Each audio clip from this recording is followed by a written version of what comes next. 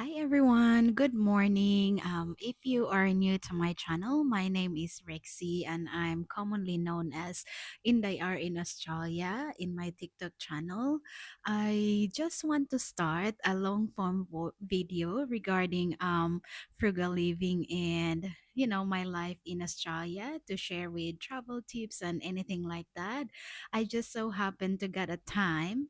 Currently, I'm in the beautiful city of Bangkok here in Thailand. So I got this chance to film a long form video so that perhaps I will be able to share more details about my frugal living learning and, of course, my experience and all that. So, welcome to my channel. And yes, I really appreciate it if you could give it a little bit of like and then subscribe to my channel if you haven't been yet really appreciate it. So, why did I start frugal living, right? So, that's the question of many that I really, really want to try my very best to answer.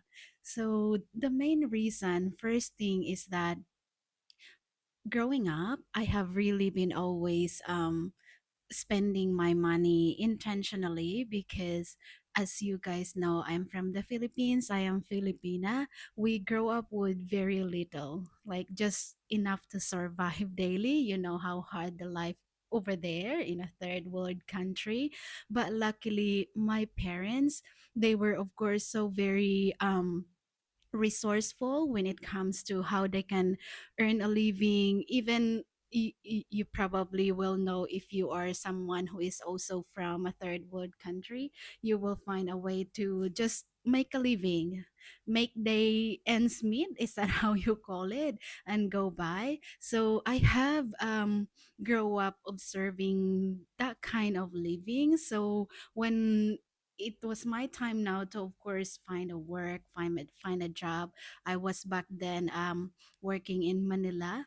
Now with that, I have always been making sure that I of course have a budget plan ahead, because in the Philippines back then when I was working in the call center, it was also a fortnightly payment or salary.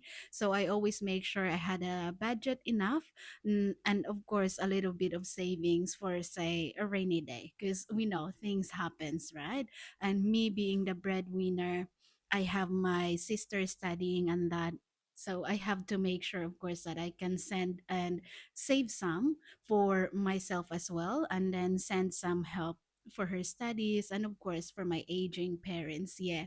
So I guess the main reason why, or the very big reason why, I really pursue learning about frugal living the moment that I now migrated here in Australia, I have a stable job, um, is that because no one is coming to save me.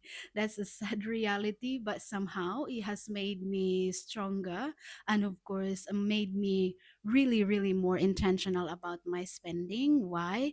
Because, of course, I have my husband, right? For sure. He will be there. He will definitely, of course, come and save me. But I can already hear him saying along the lines of, I told you so. Why? Because at that time that we had some challenges financially here in Australia.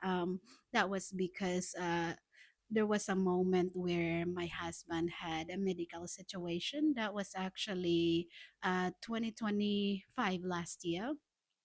So what happened was I have so many people in my life. I'm no longer counting of how many, but there's been a lot. In the Filipino culture, there is this thing that manghihiram ng pera and then hindi babayaran. So basically, they're gonna say, "Hey, can I borrow this amount of money because I really need it for this and that? If you could lend me some." Yes, some of them friends or just like colleagues or anything like that, they owed me money, but at that time that I really need help, nobody paid me, nobody even bothered to offer. So I said, once we recover from this, I will definitely make sure to always and always prioritize myself for savings first, because of course I'm the one who's working, and I deserve to have a savings of my own, plus along with my husband, of course, because I wouldn't be here if not for him. So at that time, that really struck me like totally. I said, I know that I'm willing to help as much as I can, like financially, as long as I have extra and anything like that. But at that moment, that was my breaking point to say, in the R, you really have to save yourself first, come along the way, because no one's coming to save you. Then that time, my husband as well has, of course, thanks God, he has recovered and then been back to work again. So that has helped me like recover after a few months. And then what happened there is that since then, since that very moment of our life, I have definitely learned my lesson. I know that we being Filipino, working abroad, we tend to, of course, being generous, help anyone, but at that stage, it is definitely always reasonable to save enough money first for yourself, live frugally, meaning intentionally, like no longer need to buy some of those crappy things, as they say, those plastic things and all that, unless it's really necessary and you really need it.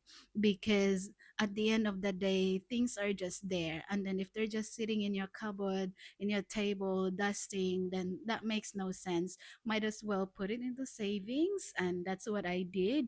And then I have learned somehow to slowly invest. So if you want to learn more about how did I go after, would be best to follow me along or subscribe to my channel. Thank you for watching. Until next time, goodbye.